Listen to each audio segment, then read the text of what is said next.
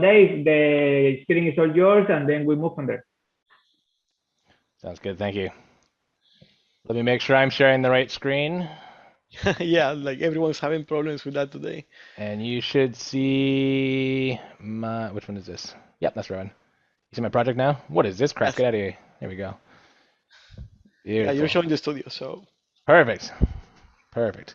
Yeah, so I wanted to cover the scheduler module a little bit today. When people start getting into XAF for the first time, the scheduler tends to be a little bit, it seems a little bit complex.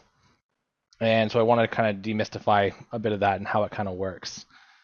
So when I set up my project, or my solution, all I did was add the scheduler module. That's actually the only thing I have in here right now. And didn't put security or anything on here. So it's really, really, really basic. And I'm just going to go ahead and run this. So I set up my connection string, so on and so forth. And out of the box, you're going to get the scheduler event navigation item, which looks just like it you see here with the calendar control. And when you go ahead and create a new item here, like new appointment, you get this really ugly view.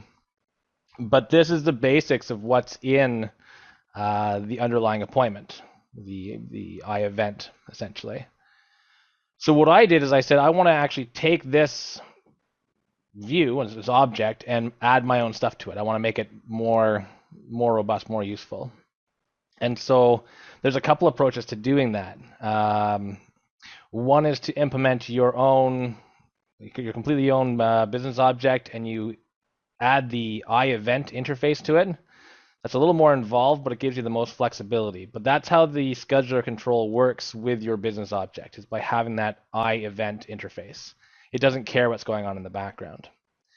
What I did for the demo today was much simpler. I took the event class that's part of the persistent base implementation library from DevExpress, and I just extended it. And actually what I should do is do a map inheritance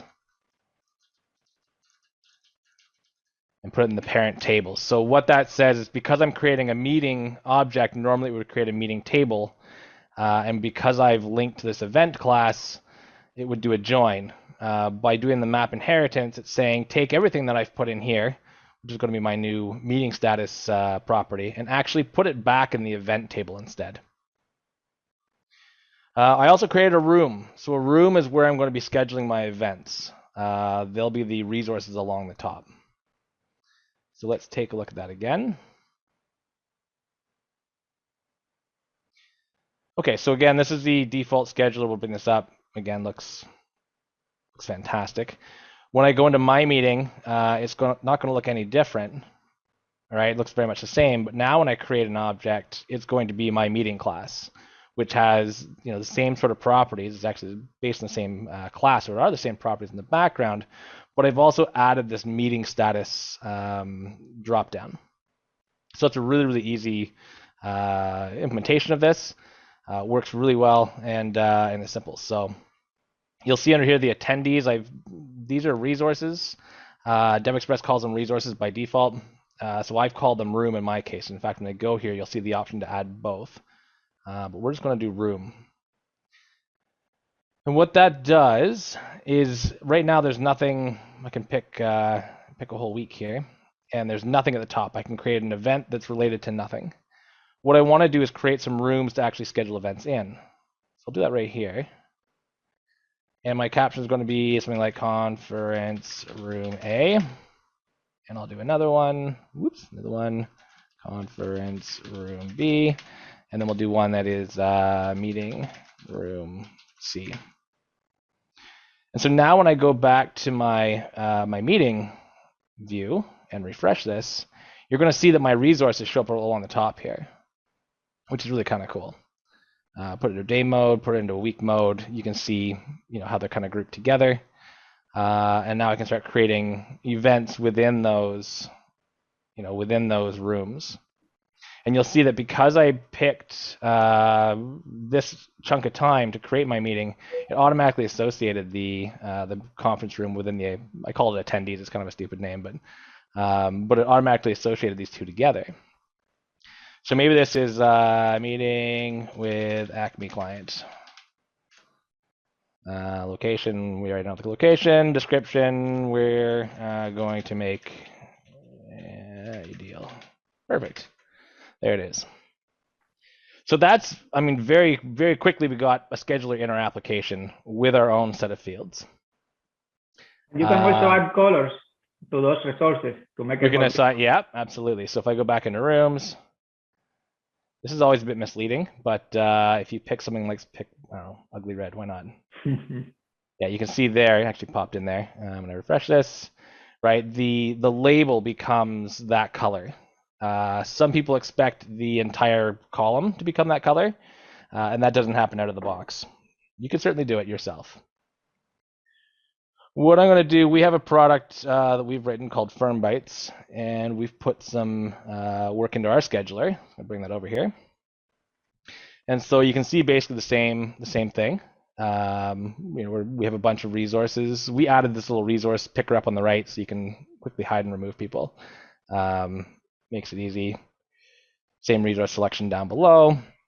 But we've added these three pieces up here at the top, which are kind of cool. So changing views, you can right click and always say change view to, a week view, or go to a month view, or, take your pick, right?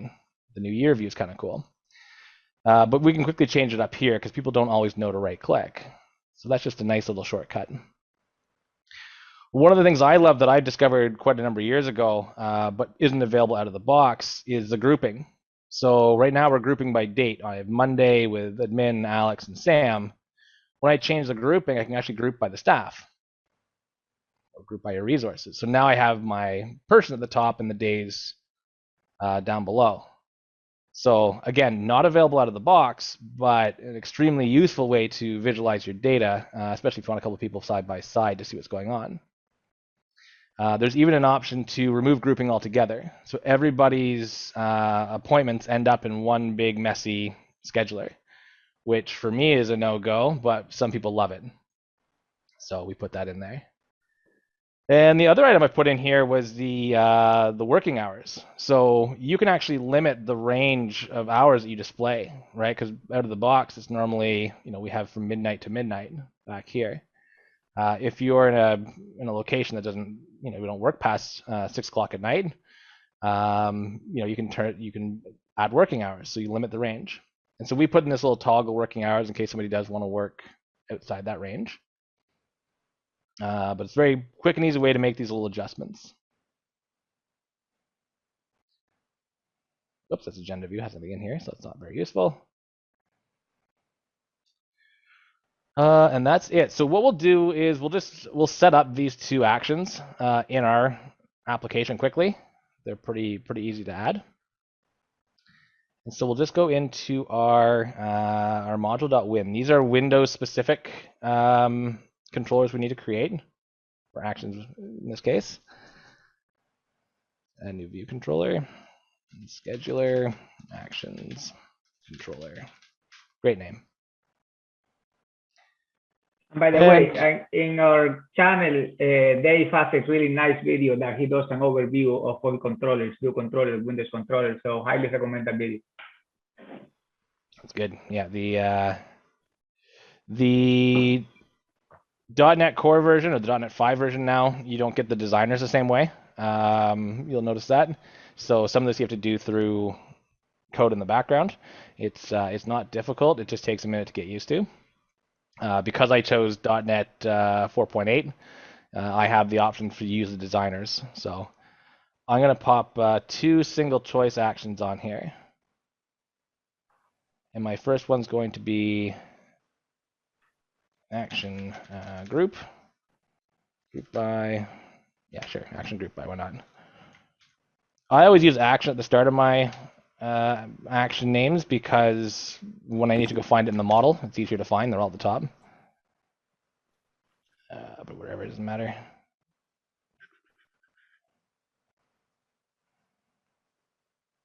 Sure, under edit, why not? Yeah, ooh, what's happening here? All right, the other one will be the action view type.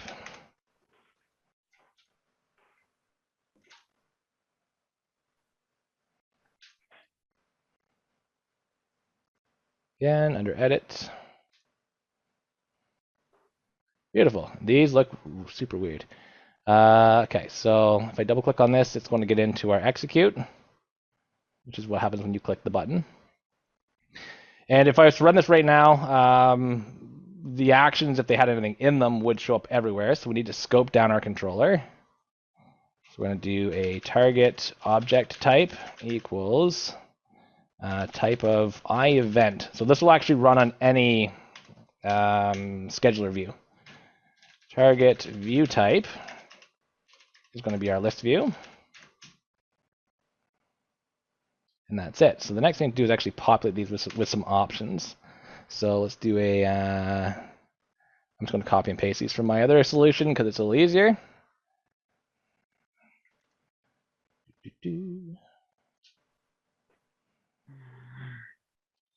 So scheduler list editor is that not on there? There we go.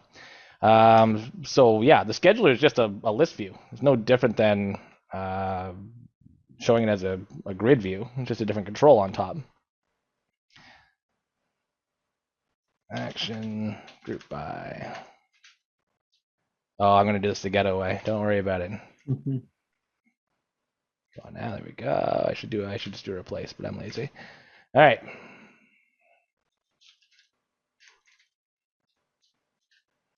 This is like it's painful, I'm sure, to watch. Oh, it's very painful to watch now.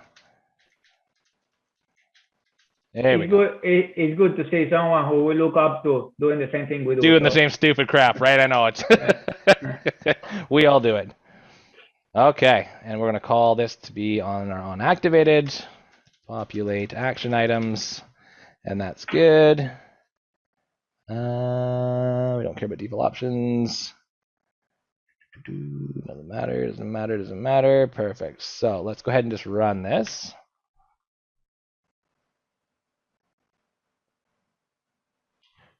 Here we go. So I have these two ugly drop downs. Not quite right. But it shows the options we want with our images, which is great. And like this. Okay, so except for the year view, it doesn't have an image. That's fine. And so if I want to make them look more like this, where did this go? Right, these guys here, where they're not, this is like a filter style. I want the actual button style. I just go back to my controller. I can pick both of these, and I can change the, what is it called again? Item type. Item is mode, item is operation. There we go. So now when I run this, there we go. So now they're more button style. I didn't give them an image, so that's why they're not behaving all that well. But when I click one of these, I say group by staff, it actually going to hit I put a breakpoint in here.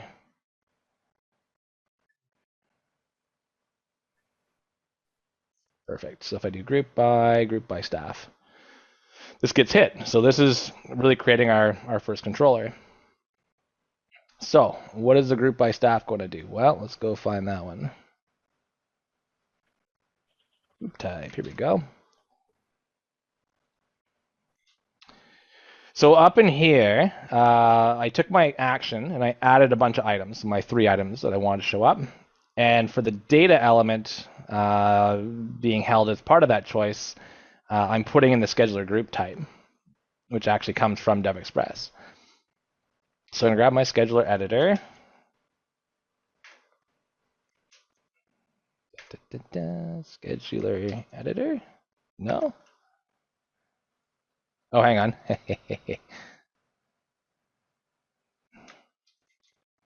Scheduler editor is a property that I added to make my life a little bit easier. And this is something you'll find when you're writing controllers, is that if you're working with a view a lot, and you know it's always going to be a list view, or you're trying to work with the editor of that view, and you don't want to keep casting it all the time, just add your own property where you just do the casting once, and then it's easier to work with. So now I just use my scheduler editor, which is the scheduler list editor. Grab the scheduler control. I don't care about this. I'm going to just take that out for now. And that's it. And I'll do the same thing for the view type.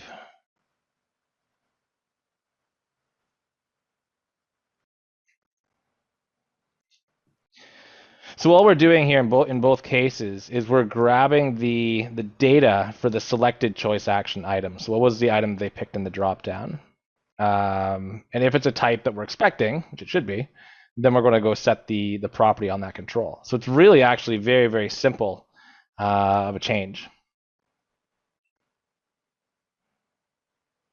I'll remove these breakpoints. Actually, we don't really care. Right, so I'm going to do group by, we're going to group by staff. And there it goes. So that's just setting one property. DevExpress takes care of the rest of it for you, that control. Same thing, let's go to a week view, go to a day view, right? So again, very simple. We added one controller with two actions, and all they do is set one property. You know, the next thing you'd probably want to do is persist that choice that they made. And that's what we did here with this iModel scheduler options, where we were setting a selected group type. So that's really setting an option in our model. You know, we put it probably in the options section. And there'd be a new item here called, you know, selected, actually it would be in the view itself. It would be the selected grouping type thing. So you can add and extend items to this model very, very easily, and then use them from your controllers to, you know, to go back and get those. So that's what's happening here. I'm not going to get into this fully today, but you should be aware that it is a possibility. I think that's pretty much it. I tried to keep mine short today. No, that's amazing. And actually, I believe that this control is something that everyone should do, because the context menu is not always that user-friendly. I have seen a lot of people like not finding where they have to do, because they have to right-click and find that to change the views and to all those things. So this is a controller that pretty much we should add to all our SAF application if we have the scheduler module on it.